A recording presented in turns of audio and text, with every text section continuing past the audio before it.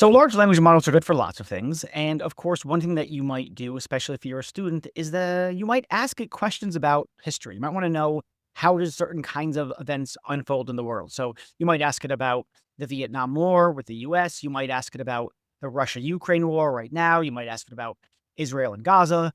And LLMs will, of course, give you lots of different kinds of answers. The thing is, though, there are certain problems with this, as my guest points out. My guest today is Nuno Moniz. He's an associate research professor at the University of Notre Dame. And he points out that there are at least three kinds of basic problems for why we should worry about this kind of thing. Number one, there are hallucinations, right? LLMs just make things up. And if it makes up historical narratives, that's a big problem. There are people who spread misinformation, disinformation online. And of course, since the algorithms that power the LLMs are searching the internet, they can be pulling misinformation and then presenting it to students, teachers, the average citizen as though it were true.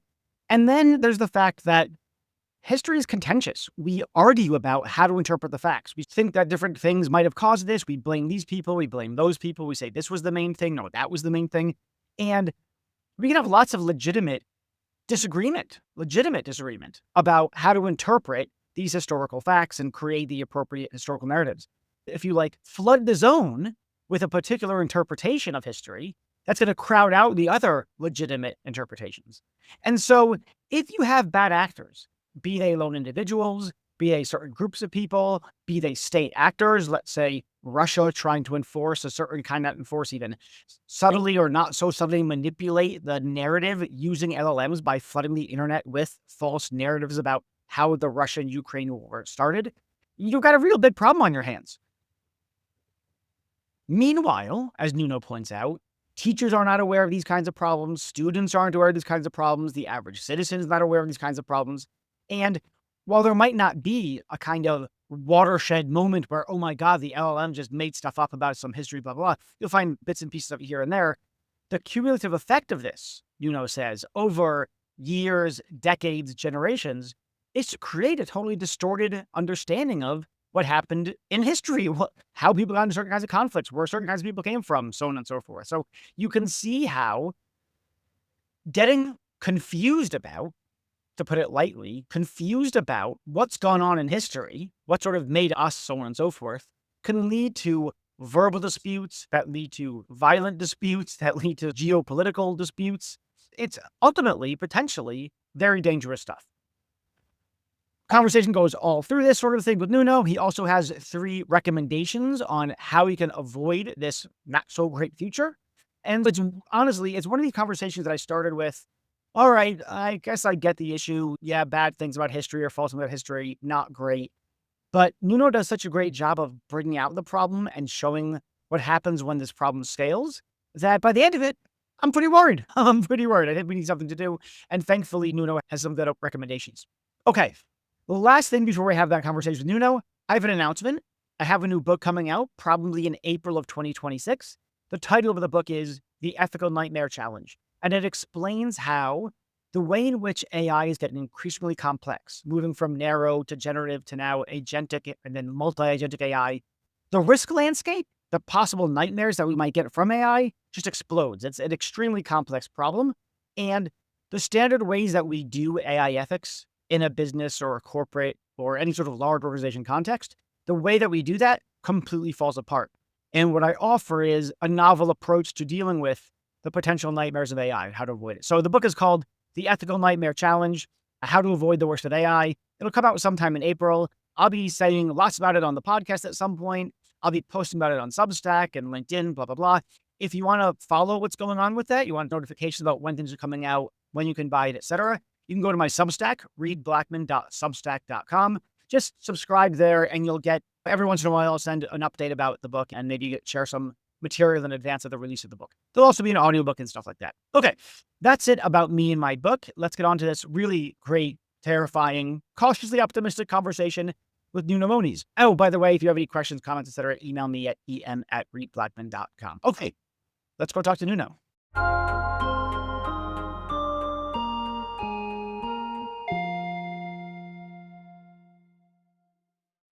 All right, so Nuno, you're predicting, if I have you right, that there's something about the way that AI operates or is operating at the moment that is going to lead to things like intergenerational fighting, cultural infighting, and I think you used the phrase cognitive warfare in a previous discussion. Do I have you right? That's what you're predicting? And if so, how the hell do we get there? So, great question. I think it's one way of putting it. I would phrase it in the following way. So, what we're seeing in two specific ways is that chatbots and modern AI has gathered a massive kind of adherence and number of users, Yeah, sure. unique trajectory, all of that. But more than that, it has gathered the traditional impacting relationship that people have with technology, which is some sort of optimism towards that, thinking that the things that come out of it are some sort of authoritative statement and that Yeah, people sure. should believe it. Now, this is fine. Maybe if I see something there that I recognize and it's wrong. The issue with a lot of things in AI is when you look further than just the immediate impact. Hmm. When you picture a room of 10, 20 students, let's say 13 to 15 years old, getting their first crack at, for example, historical landmark events that define the culture and the identity that you're living in. Yeah. If those kids go home and start using ChatGPT, Claude, what's on and all of them repeat the same query first, you'll probably find different Hmm. answers. And that speaks a little bit to the variability in terms of the historical narrative that they would find. And as we also know, if you dig a little deeper, not only you'll get a different set of events, you'll probably get a few wrong ones. Now, when you scale this in terms of generation, what you will have essentially is historical confusion.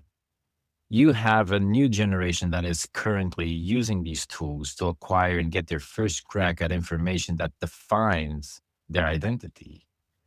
And I can't express how important that is in terms of just that early onset and the discussions that it has.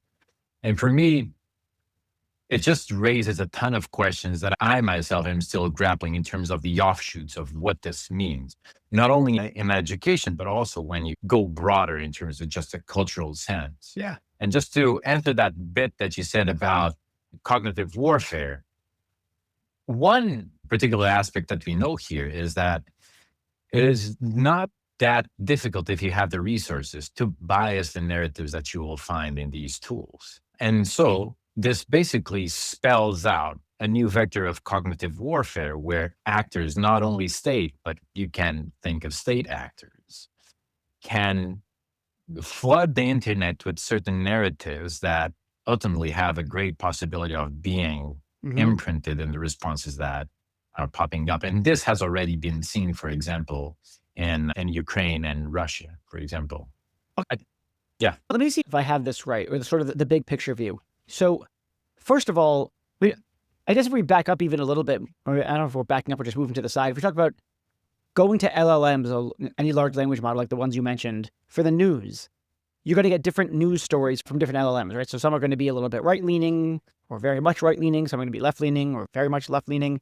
And so depending on where you're going to get your information, there's two kinds of issues. One that you mentioned, I think. One is the bias issue. So where's the information coming from, and is it biased in some way? Secondly, is it truthful at all? So it's one thing to have a perspective. It's another thing for that perspective to completely misrepresent what's going on. And if you have AI hallucinations, then you have not just a different perspective, you have outright misrepresentation. And then I take it the further point you're making is actually at least two more further points. One is that when histories are either fabricated or presented in a lopsided manner, if it's just the news being lopsided or fake leads to lots of antagonism between people, among people. And we'll see the same thing with historical narratives. So it's not just what's happening right now, it's what happened last year, 5 years ago, 10 years ago, 100 years And ago. 20, Yeah, yes. keep going. I'll give you this just for you to picture what we actually did and what's the kind of where I'm coming from Yeah, research-wise and yeah. work-wise.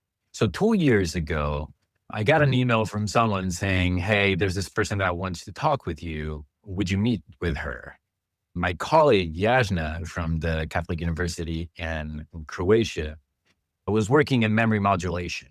So essentially, how do you strengthen and bias your memories towards a certain narrative? This is very important, for example, in post-conflict situations where you work on public furniture, you work on museums, textbooks, and what's not, so that you create narratives that kind of bind people together. That's an example. So can we get a little more concrete with that first? So what does that mean? Can you give me an actual concrete example where something has happened and now Sure. we're engaged in what you just called memory modulation? Exactly. So that can happen in post-conflicts, like, for example, the Balkans, Okay. which is where Yasna is coming from. After the war in the Balkans of the 90s, you essentially, as a state, mainly as a state, you have the need to explain that in an historical narrative or kind of in a narrative that you're going to, for example, put in textbooks, that you're going to explain for further generations. And so you memorialize the names in streets, Yeah. you put up statues, you change your museums, or even create a museum about what happened and what's not. So that's a way that you can strengthen and, to a certain extent, bias that context and that narrative towards a set of things. Yeah. It's kind of Now, like creating a kind of cognitive and emotional backdrop against which yes, you see the current goings on. exactly. But also you determine also the interpretation of what has happened before. And you see this Sure. here in this country, in Portugal, in my homeland, and all those things. Yeah. But the The fight, question that the fight came over the up Confederate statues is that kind of. exactly about the historical narrative, history is not a fixed thing, always fluid. There's no single history. And so it's a political debate, and that's how it is. But our discussion at some point went to a place where I just asked her, to what an extent are LLMs already tools of memory modulation? To what an extent? And so what we did was we set up a research project with Jasna and the Catholic University of Croatia, with my friend Miguel Cardina in the University of Coimbra in Portugal, Natalia Oman and Peter Kashka here at the University of Notre Dame. And we looked at four conflicts that we wanted to essentially study via large language models. It was US Vietnam, war in the Balkans, Israel Palestine, and the Portuguese colonial wars. And we had some things that we wanted to look at. For example, the impact of language, right? If you look at the various languages that would be related to that conflict, are they telling the same story? We also wanted to test, for example, the arrow of time, constructing that narrative from beginning to end, but also from end to beginning. What we found is quite interesting in terms of just the overlap of events. There's very little sometimes. If you shift languages, you will find very different narratives. And when I say different, is not because they are based on each country's relative to language, literature, or bibliographic references. It's just different because a lot of the events that show up there, especially in low resource languages, is plainly wrong. I'll give you an example. US Vietnam. If you reconstruct that historical narrative, what you will see is basically a sequence of victorious battles by the US, followed by, and then Saigon fell. This is if you query an LLM in English and ask something roughly, give me an overview of the Vietnam War.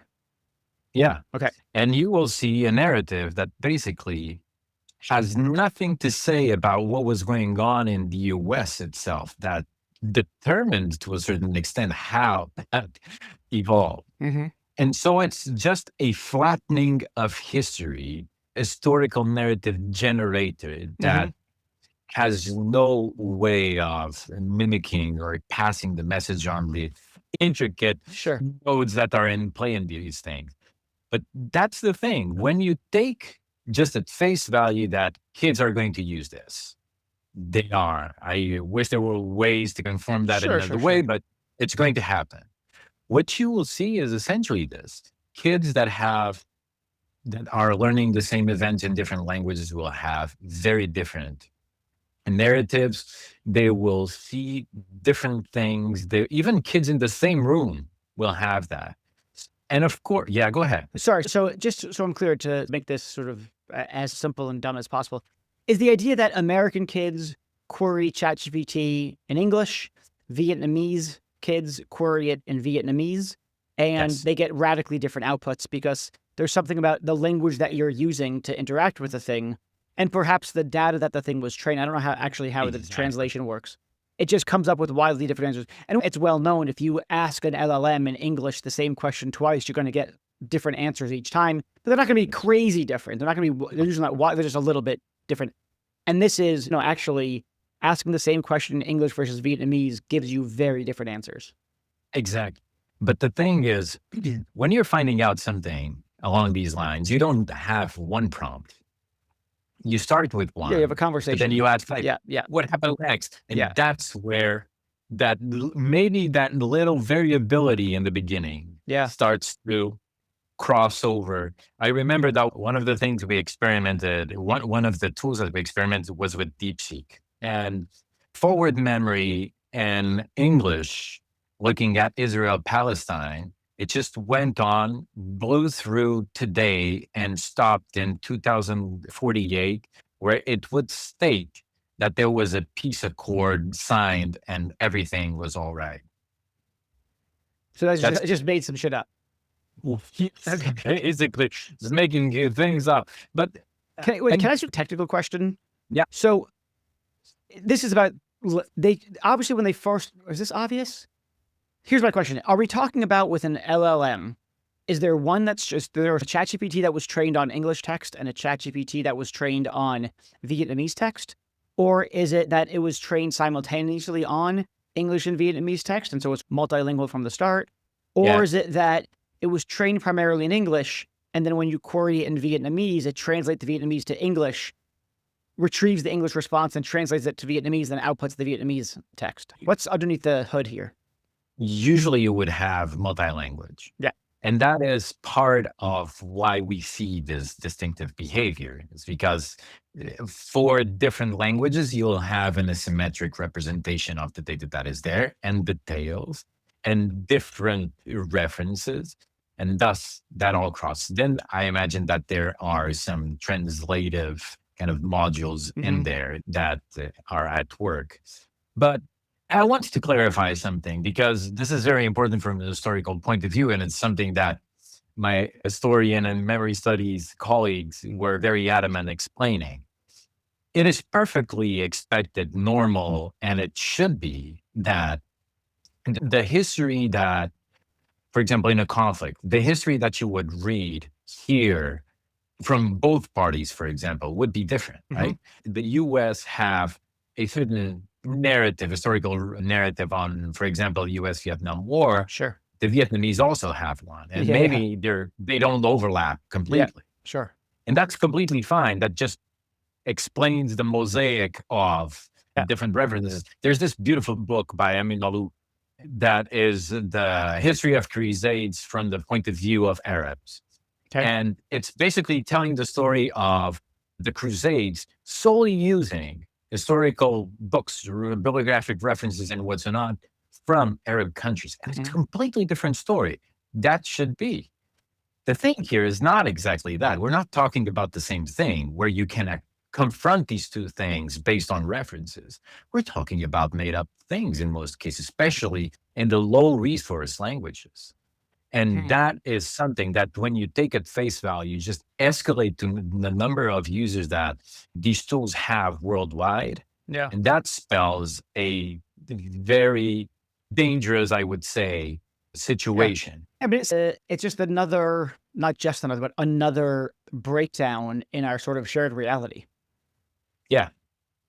But also in a thing that I think you coined, which is agentic monopolies. I did coin that phrase. Yeah. Where I heard that because that means when it's, if you think a little bit about that means that these companies hold a certain agentic monopoly over historical narratives. And that is something that I would ask. Yeah. To what an extent are we comfortable with that? Okay. So I guess when I talked about agentic monopolies, I talk about something slightly different. But I take your point something like, look, there's only a handful of these models, of these foundation models, right? There's Claude, there's Gemini, there's DeepSeek, but there's not that many, right? I'm going to guess, I don't know, a dozen, 2 dozen, not a ton. And even if there's many more than that, there's obviously like outsized market share for a ChatGPT and then I guess your concern is something like, yeah, let 1,000 flowers bloom. 3 companies is not 1,000 flowers. And if the vast majority of humanity is getting a lot of historical information from just 3 parties, we're getting a phenomenally biased, monopolistic account of what history looks like. That, but more than that, Okay. because the way that we have, so until today, basically, we humans have been the only presumers of history. We are the only ones that produce it and consume it. That is no longer our reality. Like these tools, by via of their probabilistic nature, but also what we were just talking about in terms of multi-language representation of events, they, to a certain extent, create sometimes very synthetic realities. Now, when we're talking about the history of a certain event in a certain country, sure, there's probably different ways to tell it. I'm sure there's people that would contend this wasn't like this or the causal relations aren't that.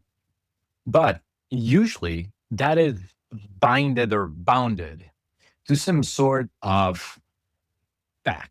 Like there's a museum, there's a series of documents that someone studied, it found them, like you can point to it. It's Yeah. not something that you just can make up and say, I know this because I know this. Sure. But this is like that, I don't know, like that person that is sitting on the corner that acts this way. Here's the information you need to know just because I know it. And if you ask for a reference, it's going to give you some reference that even doesn't even contain Yeah, right. that information. And so this is just a significantly paradigm shift or kind of situation that we are witnessing here. Yeah, I know. I did a podcast recording with Jason Steinhauer, I don't know, maybe a year ago or something, and he's a historian. And he was talking to me about people getting history from social media, especially Instagram and places like that, Twitter.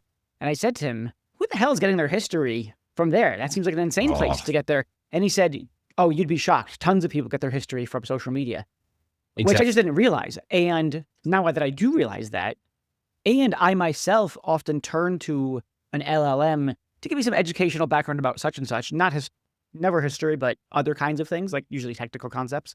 I can see how this could potentially be worse than history on Instagram, et cetera, because it tells you a story in narrative form, blah, blah, blah.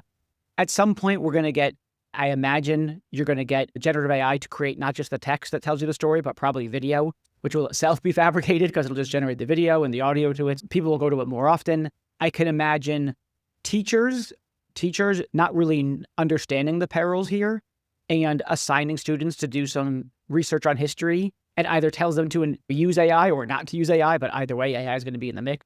The more you talk, the more I think, oh, I think that the phrase is, it's a big fucking problem. That is a definite good way of defining it. And I think you touched on a point that is critical. That's why we've translated all of this into a policy brief that will be coming out soon and we'll be spreading it worldwide. Like, we're not prepared for this. Yeah. That's a very touchy thing. Like, we are seriously not prepared for this. Like, our teachers, our whole teaching community hasn't been properly trained, not by their fault. Most of the states don't even have regulation or just procedural indications on how they should handle AI. Yeah. But their students are already using it. Yeah, for and sure. So like it seems like we're playing catch up with something that has this potential for a generational impact that we're probably not even going to feel it for 5 to 10 years. Right. And so it just begs the question on how do you approach this and what are the things that you should really just sink your teeth in, not to solve it, but at least to get some leg up on just catching the train and having something in place that will give at least educators a way to deal with this in their classrooms. Okay, let me try to push back a little bit and may accuse you of overblowing the problem. Look, as you pointed out yourself, there's always competing historical narratives. There's always a concern that the information that you're drawing from is going to be biased in some way. Wikipedia is a good resource, but also it's particular people filling these things out. If you go to Wikipedia on the sort of Israel-Palestinian Gaza conflict lately, it certainly represents a certain view, a certain interpretation of those events that not everyone's going to agree with, almost practically by definition, because it represents a view. So we've already got that problem. Google search results, maybe I imagine that, or I wonder whether if I Google in English the Vietnamese War versus I Google in Vietnamese the American Vietnam War, I'm going to get different kinds of search results that are going to reflect different historical narratives, different perspectives, blah, blah, blah. Maybe I won't get as much mis or disinformation as I will with an LLM. The one thing that's special about the LLMs I get is the hallucination bit. If we put the hallucinations to the side, which is a big thing to put to the side, I get that, but let's put it aside for a moment and just focus on, yeah, there's competing historical narratives. Is the main reason why this is supposed to be different the sort of monopolistic point that it's only a small, redundant, but small handful of companies that are creating these LLMs? Or is it that people really only ever consult one LLM? They've got their preferred LLM and they use it for all the things and they're not going to consult different ones. Yeah, why is this different from the history of fighting over history? So the history of fighting over history, that's a very good point, and I'm glad you took back on that. Yeah. The history of fighting over history is usually a fight of facts and interpretations, right?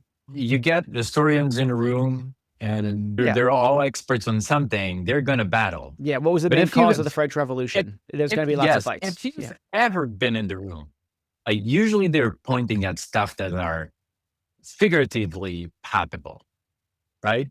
You may not agree that was the cause, or that was the set of causes. Yeah, sure. But you recognize that those things were there. Mm-hmm. That's definitely not what we have here. And you're talking about a thing that has been thoroughly studied, that the way that people relate to is not the same as books. It's really something of a magic-like belief that whatever comes from these things, especially at earlier ages, is that it's true. Yeah.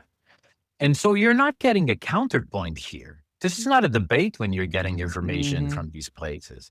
So if you believe what's there, you're getting that. And I'll just get to a second point that plays to what I really meant deep down about the genetic monopolies. You saw what, for example, Elon Musk said about Grok being a non-woke and what's not. One distinctive behavior that, for example, we observed and ChatGPT's response for the Israel-Palestine war was that it was the single only event that the narratives that we got in Hebrew and Arabic were similar in some things. One of them was associating Arabs with terrorists in both languages, actually in English also. The relation of those two words was glaring, for example. And my prediction would be that this isn't even something that came from the data. This is the human loop. It's just reinforcement learning with human in the middle, going through narratives and choosing this or that should be better or worse. That means that for certain things, which then could be generalized, there is a finger on the button. There is a finger on the scale that these companies have. And that also begs the question, with what authority? Given the level and the scale of people that are using this, with what authority? Like, who oversees this part of the equation? Yeah, I'm not sure with what authority is the right question. I might say something like, what authority? I feel like the answer is something like, it's their product, so they get to have say over it. And that seems like a not unfair answer to me. However, I might say something like, what are their responsibilities? What are their ethical, social responsibilities, given that they have the authority to change this thing in various ways? That doesn't mean that they can do it in whatever way they want, that they're bereft of any obligations to discharge that authority. There's irresponsible use of one's authority and responsible use of one's authority. And what are the ethical obligations and where do they come from? It's going to be something like, it's a phrase that I can't stand, but it happens to be true, with great power comes great authority, or the fact that they can potentially harm so many people, that can cause so much social unrest, so much conflict, that they bring upon themselves a certain level of responsibility precisely because they've chosen to create a product that puts them in the mix, that puts them into the fight over, in this case, history. And then the question becomes, what does a responsible discharging of those responsibilities look like? That is very good. And I'll concede that. I'll play the yes, but game. Yeah. And I'll tell you that, okay, yes, but who will then oversee the responsibility? If you acknowledge that there's, even if an unintended consequence about the scale of this effect, who should oversee the potential, the negative potential of this, and enforce that people like these companies need to be responsible about? Because you talked about social media. There are commissions that are responsible to go over those things and make sure that there's some level of responsibility, even if the work is sometimes limited. Yeah. My question to you, is there any oversight on this? Yeah. The question that I am aware of is no. Okay, so here's the pushback on that. What do you want? You want government oversight on the decisions that they make on how history is presented? That feels a bit fascist. And that feels a bit authoritarian. And that just is the beginning of the problem, which is, how do we solve that? And I'll be honest, like, I think this is a very interesting debate for which I wouldn't venture, because to a certain extent, no one should trust government to its full extent. That's what the democracy ultimately means. Yeah. That's why people get elected from time to time and they're not there forever. Yeah. But we need to figure out a way where this can work. Yeah. Honestly, if social media tells us something, is that it's not because it has sometimes a lot of poor and false and negative content that people drive away from it. There's a psychological effect here of addiction, of people using and getting so enamored and tied to it that they never go away. And so I think it's a multidimensional issue. Yeah. I wouldn't venture into the kind of, we need government oversight. Yeah. In terms of, we need this entity that is constantly looking at it. Yeah. But we need something. Yeah. I feel like in this context, what people are going to call for is transparency. They should need to be transparent about how they're handling these issues, blah, blah, blah. But that also strikes me as potentially too weak. Okay, so A, they're going to be careful about what they share and what they don't. And B, okay, so this is what we're doing. And if it's really bad, now we can be upset. And I guess we can boycott them, but usually that doesn't do too much work. And it's one issue among many. It's an obscure issue, right? Just begin to appreciate the ways in which history is represented by large language models in such a way that could lead to various kinds of disagreements, verbal conflict that turns into political and ultimately violent conflict. It's a long chain to follow that most people aren't going to get a grip on. And so it's going to feel like, my guess is, when Elon Musk says, here's the standards that we use or don't use in order to put guardrails around this stuff or keep an eye on this stuff, if 0.05% of the population boycotts him for that reason, he's not going to care. Those people are probably boycotting, not using Grok anyway, because they hate him so much. So transparency, I feel like transparency is the go-to answer in these kinds of contexts. We need them to be transparent, but that's not enough. It feels like we're stuck between, it can't just be up to them and they're transparent about it, because that gives us, it looks like, insufficient power. Yeah. And it can't be government solely, because that looks like tilting towards authoritarianism. That's a good title, tilting towards authoritarianism. Tilting towards authority. I have one thing that we actually thought of. It is minor, but I think it can be effective to a certain extent. Gamification, in the sense of, you build a coalition of historians that changes over time, that assesses these tools and gets a centerpiece, becomes respected in the sense that they evaluated these tools concerning their historical kind of representation and what's not. And this is something that would at least first do the work. Yeah. And give some yardstick in terms of improvement, something that could be improved, thinking about ways that this could be improved. Yeah. But also have something that even companies can strive to improve, but also identify the things that are, for the public, the general public, things that are definitely wrong. So is the idea that you have something like, it sounds like what the thought is, and it can be extrapolated, I think. You've got the Nonprofit Association of Historians come up with certain criteria for grading different kinds of LLMs based on how good or shitty they are on the historical front, so to speak. They give it a kind of a scorecard or a grade report card for these things. You could do the same thing with psychologists, with philosophers, with blah, blah, blah. And at least that would start some kind of process. And then I take it, that could be cool, but then the question is, does anybody care? And so now you have to get people to care enough in the way that maybe they care about that energy saver sticker or something along those lines, or LEED certified buildings. I just don't know how much they actually care. Although I could see, this is just me riffing now, I could see schools saying, look, you can only use the models for this thing if they get a certain kind of grade by the Nonprofit Association of Historians or whatever. Yeah. Those are examples, just something that you can use as a yardstick and an evaluation, like an index or whatever. There's indexes for everything. Yeah.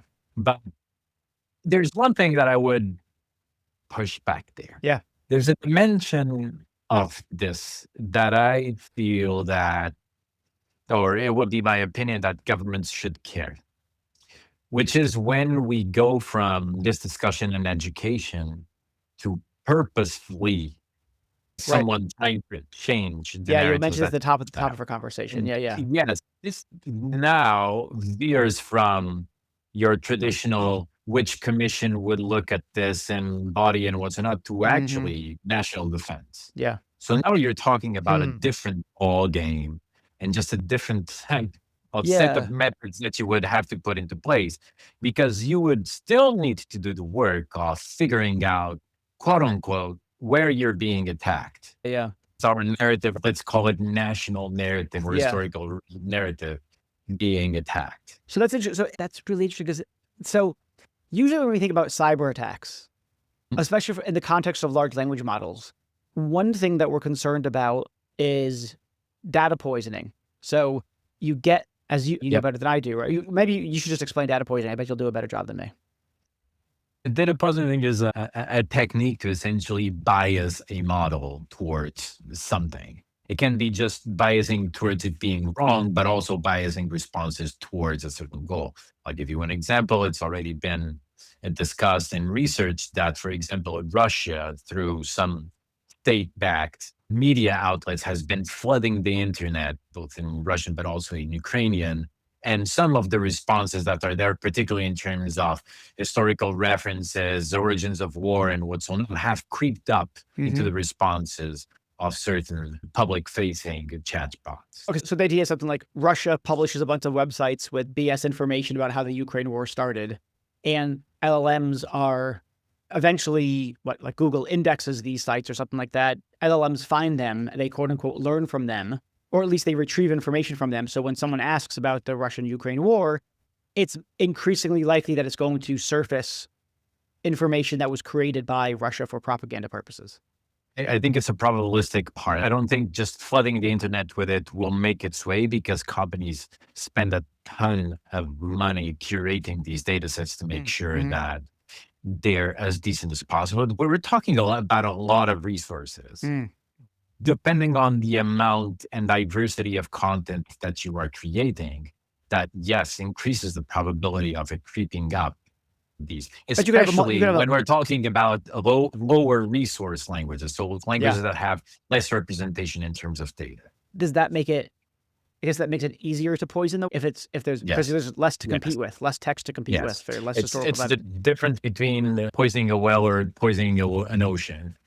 Yes, totally. Yeah. So usually, at least in a corporate context, when we think about cyber attacks and data poisoning, we're worried about corporate espionage, or we're worried about getting models to behave in ways that are fraudulent or leak data or blah, blah, blah. But there's this sort of statewide data poisoning. It doesn't have to be a state. It could be just the white supremacist society tries to enact a data poisoning. So yeah, that's really hard to track, I imagine. It's probably hard to monitor for this kind of thing, because you're talking about the poison coming in drips and drabs in unpredictable ways from unpredictable places.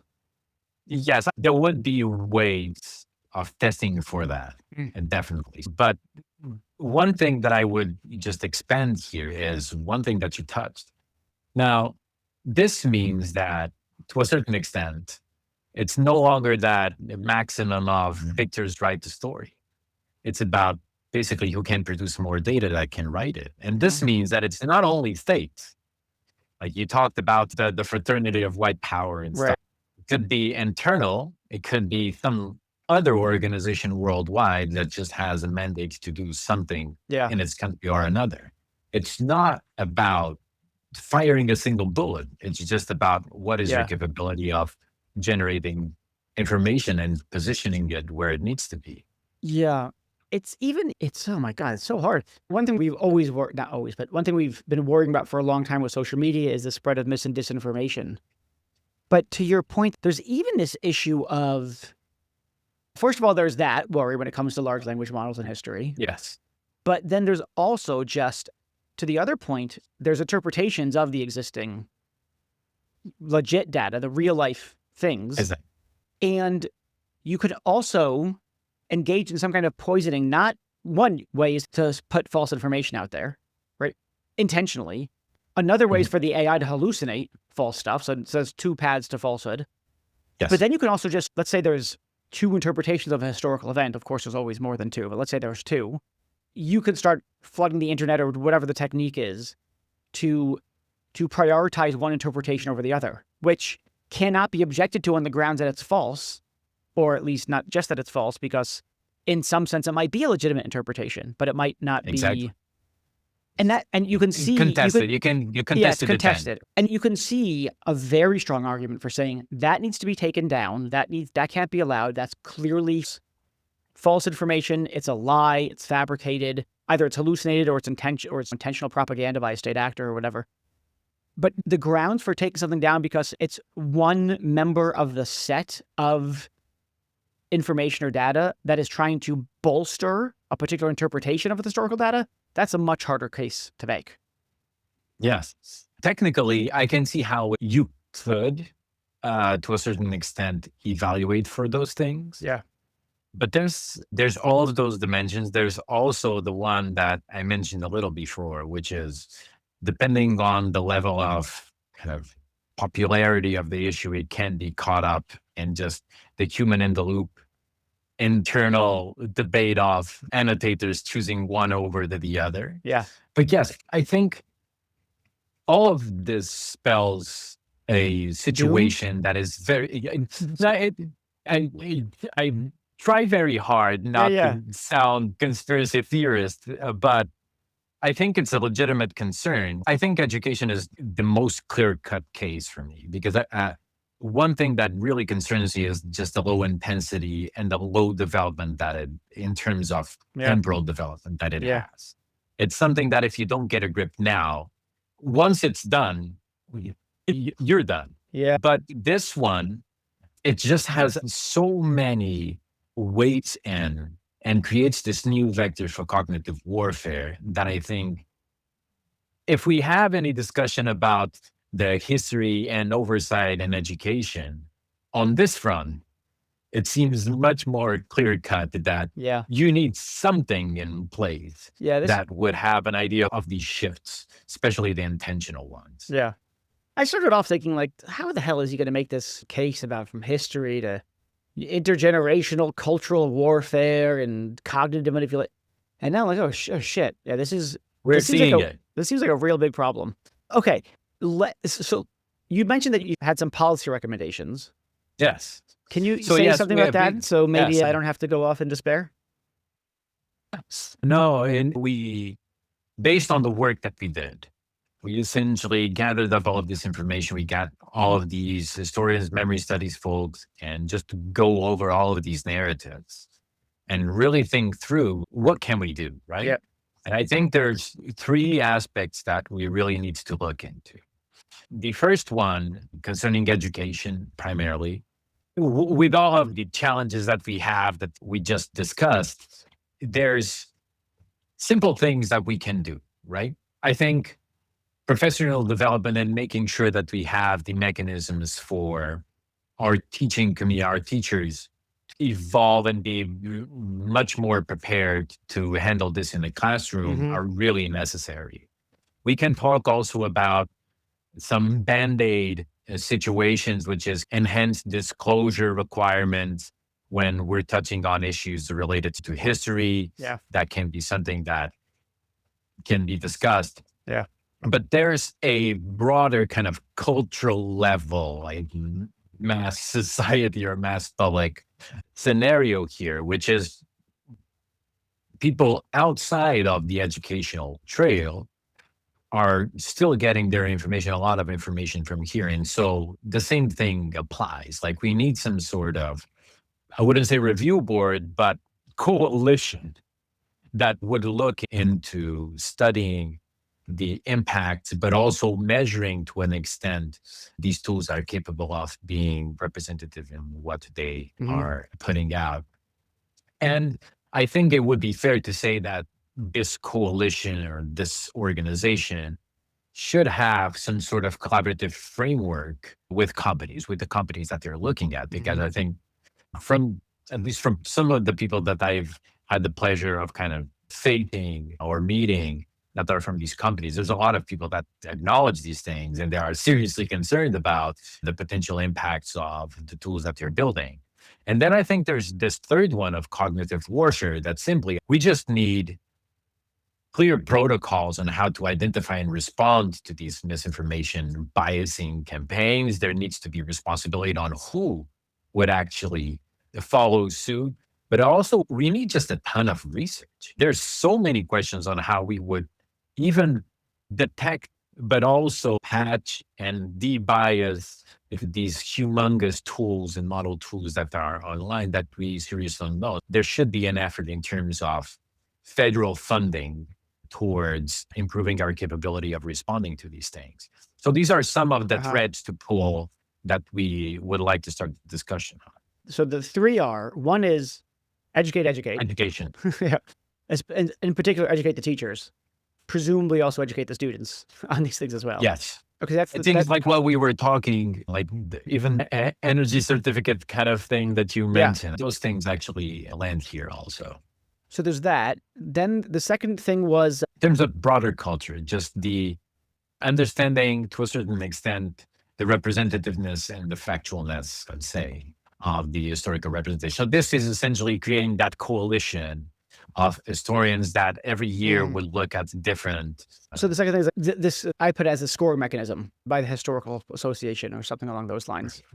And then the third thing is protocols, potentially that are government protocol mandate. Yeah.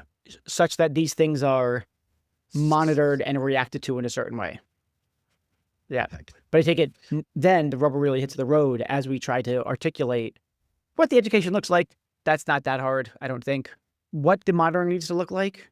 One is, how do we actually build the evaluation system? I feel like that's a very solvable problem. You get the historians together, they can come up with some criteria and a report card, blah, blah, rubric. That seems easy-ish enough. The third thing seems like the really hard part, though, which is what does it look like to A, monitor, and B, react in a fruitful way? Although I guess it would be act in such a way that your score improves. Say that again? Yeah. Technically, I see ways of, but this would need to be something that is, to a certain extent, I wouldn't say enforced, but nicely enforced to the companies that have the responsibility of keeping these things salutary. And yeah, technically, I don't see an issue with kind of having a first steps on it. I do think there's a ton like that. Those steps will get a ton of questions that will need very determinate kind of research efforts to be in play. For them to be answered. Okay, so when are you starting your nonprofit to with a mission to do these three things? I've thought about that many times. Yeah, okay. No, actually, we're looking at this moment, I'm building several collaborations here, but also around the world concerning this. We're doubling down on this. For example, we're looking at collaborations in Ukraine to actually have an idea of how the representation of historical narratives in Ukraine is actually looking for Ukrainian kids today and adolescents. We're also looking at things like, for example, what are the cognitive, physiological, and social impacts of learning historical events in classroom settings versus using these tools or mixes of them. And so we're exploring this in various routes so that we can have as much as a broad perspective on this as we can. Yeah. But ultimately, the goal is essentially what you had. We want to gather as much people as we can to get as much buy-in as we can also to actually start looking at this from a more rubber meets the road. It's like making the effort of just analyzing these things and pulling people together that believe that this is an issue that should be handled immediately. That's great. That's great. All right, you're going to have to come back on and tell me what the progress looks like. Hey, as soon as I have news, you'll be the first one to know. All right, sounds good. Thanks so much. This was really great and really slightly terrifying. At least there's steps to be taken. Positive outlook. I am an incurable optimist. That's good. That's good. Thank you for the invitation. No, my pleasure. Thank you. Bye-bye. Cheers. Thanks everyone for listening. I hope you enjoyed the episode, and I want to thank a few people who make this all possible. Delano Alexander, he's my producer. He does such an amazing job on everything that he touches. Garrett Lang is the sound engineer. That's honestly, he's too good for me. Athmia Jairam has joined us recently. He's helping us find the best guests to bring onto this podcast. And Ashley Wassilenko helps us organize all this, get people on the schedule, get people's bios, headshots, and really keeps the train on the track. So thanks, guys. Really appreciate all the hard work you do.